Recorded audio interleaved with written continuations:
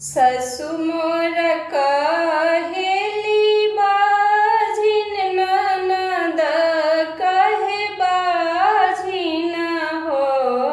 ससु मोर कहेली बाझिन ननद कहे बाझिन हो। ये देवसैया मोर ब्याही के लिए ले तघड़ से निकाले ले हो। ये देवसैया मोर ब्याही के लिए ले तघड़ से निकाले ले हो। उहावा से चली भैली बिटिया जंगल बीच रोएली हो। उहावा से चली भैली बिटिया जंगल बीच रोएली हो। ए बिटिया जंगल में जीवतवा देव प्रकट भईनी दुख सुख पूछिले हो। ए बिटिया जंगल में जीवतवा देव प्रकट भईनी दुख सुख पूछिले हो। कहावा के हाउ तू बिटिया त काहे लागी रोएलु हो। कहावा के हाउ तू बिटिया त काहे लागी रोएलु हो। ए बिटिया कवन संकट तोहरा पड़ले जंगल बीच रोएलु हो। ए बिटिया कवन संकट तोहरा पड़ले जंगल बीच रोएलु हो। ससु मोर कहेली बाझिन ननद कहे बाझिन हो।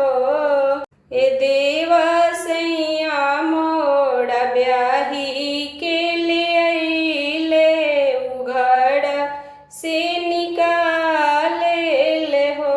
ए देवसैया मोर ब्याही के लिए ले उघड़ से निकाले ले हो। चुप हो खुतिवई नैनवा लोर पोछहु हो। चुप हो खुतिवई नैनवा लोर पोछहु हो। एतिवई आजू के दिनवा नवमाह होड़िलावा जनमली है हो।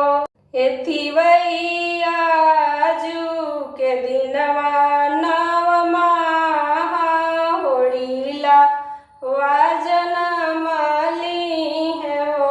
उहावा से चली भैली बिटिया ससुरड़िया में आवेली हो। उहावा से चली भैली बिटिया चौकठ धैले खाड़ी भैली हो।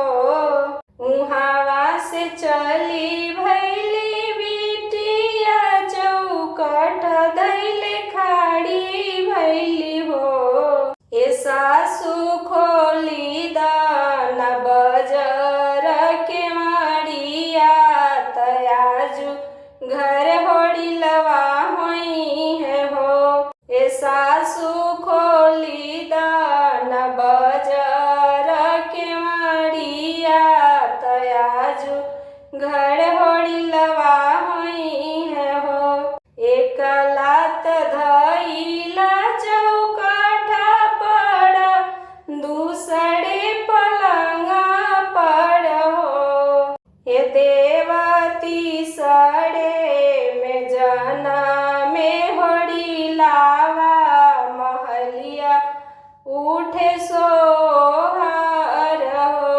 ये देवती सड़े में जाना में होड़ी लावा अंगनवा उठे सोहर हो। सासु मोड़ कहेली बहुआ ननद कहे भाभी हो। सासु मोड़ कहेली बहुआ ननद कहे भाभी हो। ये देवाजिनी प्रभु बड़ से बियाहले उआड़ ती उतारेले हो। ये प्रभु सैया मोड़ ब्याही के ले अइले उआर ती उतारेले हो। ये देव सैया मोड़ ब्याही